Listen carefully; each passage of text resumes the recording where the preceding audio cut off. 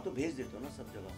ये हर जगह जाने वाला है सर। कैसे जाते हैं? यहाँ से हेड ऑफिस भेजते हो? यहाँ से हेड ऑफिस भेजेंगे, फिर वो ANI को सारे न्यूज़ चैनल को प्रोवाइड करता है, वो सब लोग वो उठा देते हैं। और ये इंटरव्यू आपको आज तक उनको चला जाए। अच्छा, उनको भी भेजेंगे? सभी को चलता है। अच्छा, ओके सर, अर्बन नक्सल जो कि ये ऐसा टॉपिक जो कि आपके अनुसार ट्विटर पे तो काफ़ी समझे, तो आप बताइए कि कैसा रहा एक्सपीरियंस ओवरऑल, क्योंकि हम ऐसा मान सकते हैं कि डिज़ाइन ट्रैकिंग की काम से ये स्टार्ट हो गया था आपका रिसर्च करना, या आप बताइए।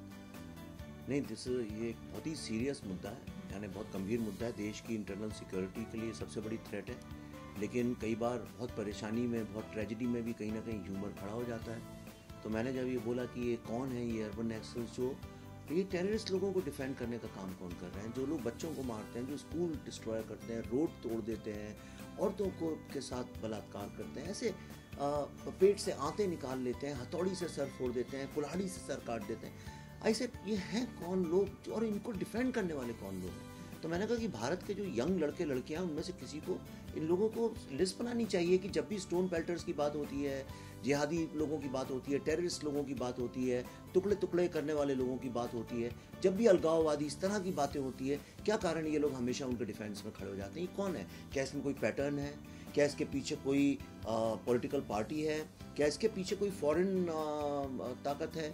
ये है क्या चीज़, या कोई साजिश है? ये है क्या? इसको समझना चाहिए। और ये जो काम हमारे देश के पॉलिटिकल साइंटिस्ट और सोशल साइंटिस्ट नहीं कर पाए, वो काम मेरे ख्याल से अब सिटीजन्स को करना पड़ेगा। किसका काम है? ये इन्वेस्टिगेटिव जर्नलिज्म का काम है, जो लोग करते नहीं है, क्योंकि वो खुद ही उनके साथ खड़े हैं। बहुत सारे तो जो लीडर्स हैं आज जर्नलिज्म के, वो खुद ही उनको डिफेंड करते हुए खड़े हुए हैं। ये सोशल साइंटिस्ट करते नहीं हैं। ये NGOs ने, आपको पता है इस देश में किस तरह से घुस के एक पैरेलल एक नेटवर्क क्रिएट कर दिया है हमारे पूरे सिस्टम को कहीं ना कहीं हिलाने का। आधे से अधिक NGOs इसलिए कि उनका जॉब है फॉल्ट लाइंस पता करना इंडिया की, दूसरे जो हैं वो फॉल्ट लाइंस क्रिएट करने का काम करते हैं, एंड दैट्स हाउ ये पूरा एक सर्कल बनता है इनका।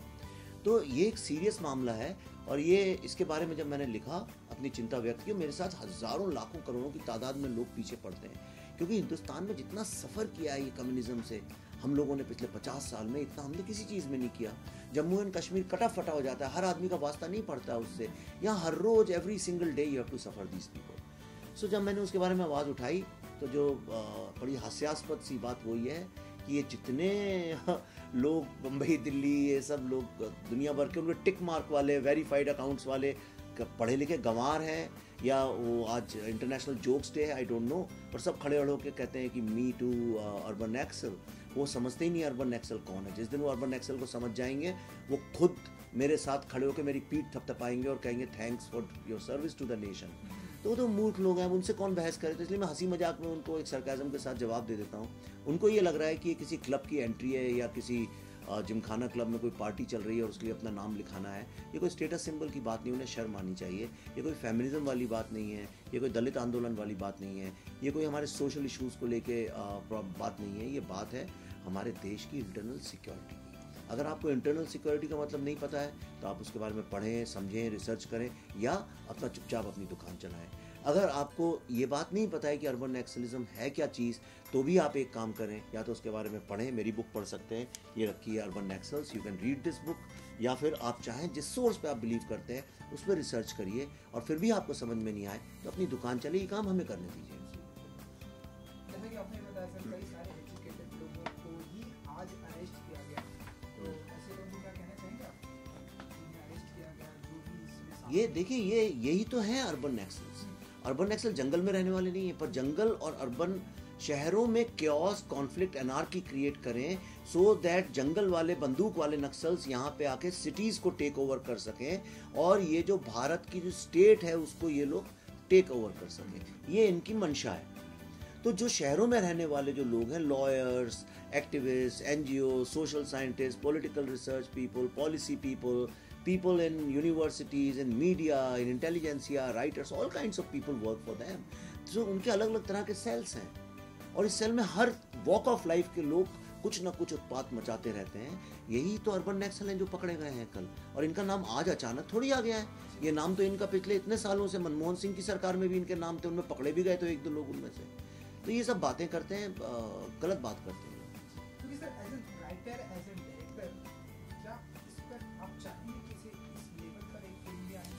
देखिए, मैंने फिल्म बनाई थी बुद्धा एंड ट्रैफिक जैम। जब पहली बार मैंने ये बात की तो इन लोगों ने मेरे पीछे हाथ धो के पड़ गए, मेरे पे इनने फिजिकल असॉल्ट किया, इनने मेरी ज़िंदगी जीना दूभर कर दिया इन लोगों ने। मेरा आधा गुस्सा इसी बात का है कि भाई मैं बात कहने आया था, ऐसा मैंने क्या गुनाह कर दिया? अपने देश की सिक्योरिटी की बात अगर मैं कर रहा हूँ तो ऐसा कौन सा गुनाह कर दिया मैंने कि जिसके लिए आप मेरी जान के पीछे पड़ जाओगे? तो मेरे को समझ में आया ये हिपोक्रेट लोग हैं। पहले मेरा भी इनके साथ उठना बैठना था, मुझे समझ में आया ये हिपोक्रेट लोग हैं। द प्रॉब्लम इज़ ये वहाँ जाएंगे जहाँ पैसा जाएगा, ये वहाँ जाएंगे जहाँ शोहरत जाएगी, इनका देश से सोसाइटी से कुछ लेना देना है नहीं। तो इसलिए मैं खुल के बोलता हूँ, मैं इनसे डरता नहीं हूँ।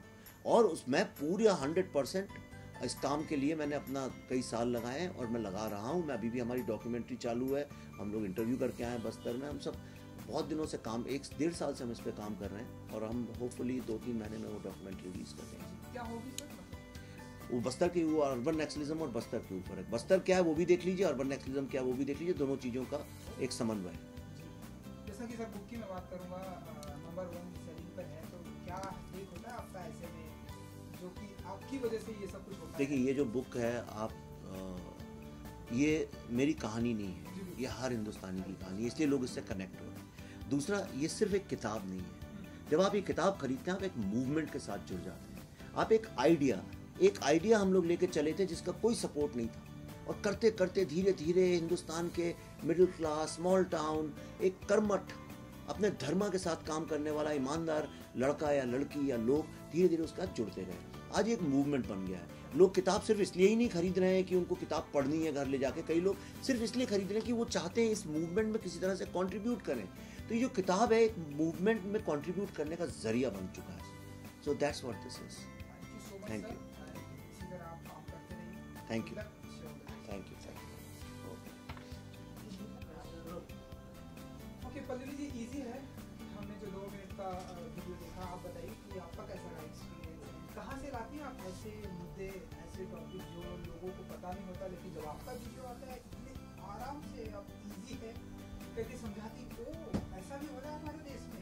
तो बताइए जरा, इजी है? इजी है के लिए सब मतलब अगर ये सीरियल हिट हुआ है तो I need to thank all the politicians के वो लोग हमें मुद्दे देते हैं जिसको हम लोग बहुत सिंप्लीफाई करके लोगों तक पहुंचाते हैं। इजी है शुरू हुआ था जीएसटी से। जब हमने जीएसटी के बारे में पहले सुना, इम्प्लीमेंट तो लास्ट ईयर हुआ है, लेकिन उससे पहले जब वो डिबेट्स चल रही थी उसके बारे में, तो ऑडियो नहीं आ रहा है अभी, देखिए चेक, बीच में से ही चलेगा, कंटिन्यू कर दीजिए। तो ये जब जीएसटी के बारे में बहस चल रही थी बहुत ज़्यादा पार्लियामेंट में, तब हम भी यहाँ बैठ के हम भी अपने चर्चा कर रहे थे कि जीएसटी क्या है और कैसे अभी टैक्सेशन इससे ज़्यादा कॉम्प्लिकेट हो जाएगा या ज़्यादा आसान हो जाएगा, हमें भी नहीं पता था। तो ऐसे ही बात करते करते मैंने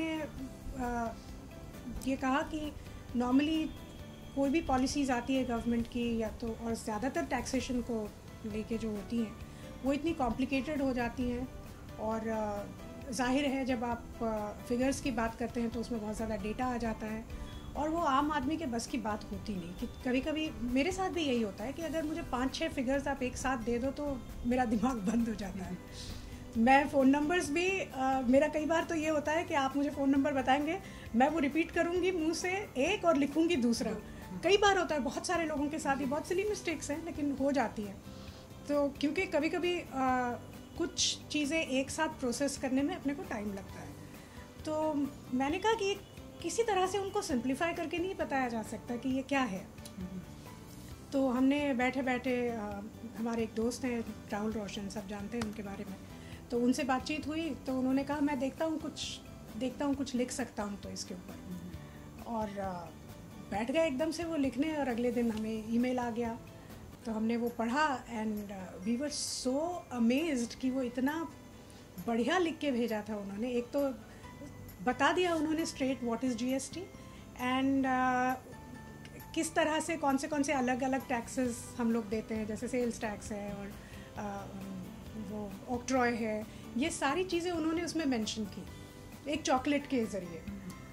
तो हमने कहा कि चलो ये तो बनाना चाहिए and this has to reach the common people, और चूँकि वो इतना ईजी था तो हमने उसका नाम भी ईजी है रख दिया, और ये सिलसिला पूरा वहाँ से शुरू हुआ।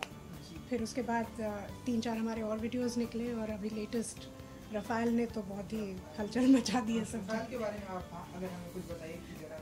हाँ, ये रफ़ाल के बारे में हम लोग उसके बारे में चर्चा हर जगह चल रही है। हम लोग इनफैक्ट अमेरिका में थे, विवेक की जो बुक है अर्बन नैक्सल्स, तो उसका हम बुक टूर था और जगह जगह अमेरिका की बहुत सारी सिटीज़ में बुक लॉन्च हुए।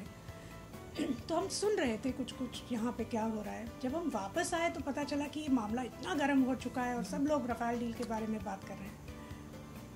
तो हमने आके ज़रा समझने की कोशिश की क्या हो रहा है क्या नहीं, और फिर समझ में आया कि ये तो बहुत ही मतलब इसमें बहुत गहमा गहमी चल रही है सब पॉलिटिशियंस के बीच में।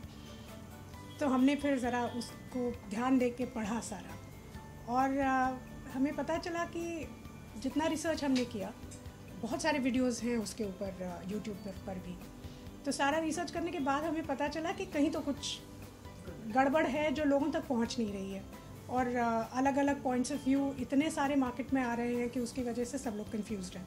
तो फिर हमने सोचा कि on the basis of the data that we have and the research that we done, let's roll out a video. तो हमने फिर से राहुल रोशन को कहा, फिर से उन्होंने एक स्क्रिप्ट लिखी हमारे लिए, और फिर रफ़ाल डील लोगों के सामने आई। ऐसी कोई बिग फिल्म आनी चाहिए आपके अनुसार इस टॉपिक पर, जिससे लोगों को हर एक लोगों को मालूम पड़े आपके अनुसार? आप ऐसे सोचती हैं? क्यों नहीं, बिल्कुल आनी चाहिए। और कोई करे बड़ा स्टार्ट तो फिर और लोग वहाँ तक पहुँचे, जैसे अक्षय कुमार ने स्वच्छ भारत को लेके किया था, तो वैसे कोई बड़ा स्टार इसको लेके अगर करे तो और ज़्यादा सिंप्लीफाई हो सकता है। डायरेक्ट करना चाहेंगे आप? नहीं, मेरे ख्याल से परिवार में एक डायरेक्टर काफ़ी है। तो जब मैंने और विवेक ने शादी की तो हमने एक अनरिटन करार कर लिया था दोनों ने आपस में, हाँ, कि मैं डायरेक्ट नहीं करूँगी और वो एक्टिंग नहीं करेंगे। ओके, तो जो आलू के जरिए जो आपने मैसेज दिया लोगों को, तो उसके बारे में ज़रा कुछ बताइए कि ये जिन लोगों को नहीं समझा, मुझे तो समझा, सबको समझ में आया। देखिए, हाँ, तो कोई भी आज की तारीख में कोई भी ऐसा बंदा नहीं है जो इग्नोरेंट नहीं है। ये सबके हाथ में जो मोबाइल फ़ोन्स होते हैं ना, उसकी वजह से सब लोगों को सब पता होता है। हमारी ये एक विशेषता है इजी है सीरीज़ की, कि एक तो हम लोग बहुत ही सिंपल करके सब बताते हैं, और लास्ट में उसको एक थोड़ा सा व्यंग उसमें करके वैसे एंड करते हैं। तो जीएसटी में हमने एक तरह से किया था, सर्जिकल स्ट्राइक्स में एक तरह से किया था, रफ़ाल में हमने इस तरह से किया था एंड उसका। अब समझने वाले समझ जाते हैं। दूसरा, क्या ऐसा टॉपिक लाने वाले हैं आप जो हर जगह? मैं तो नहीं ला सकती टॉपिक, ये तो पॉलिटिशियंस ही लाएंगे, और वो जिस टॉपिक पे आगे बहस करेंगे, जिसके बारे में वापस इतना कंफ्यूजन क्रिएट होगा, तो फिर इजी है वहाँ खड़ा होगा उनके साथ। Thank you so much. Thank you, thanks a lot.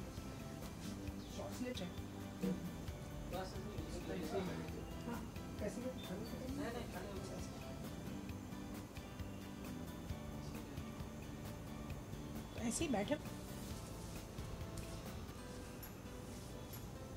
आपने पढ़ी अर्बन? एक लिख रहे थे, वो मैं ही पढ़ रही थी पूरा, क्योंकि वो पूरा वो करना था ना, पहले प्रूफ रीडिंग उसकी करनी थी कि इसमें ये सही है, ये थोड़ा चेंज करो, वो चेंज करो। तो और ये सारी जो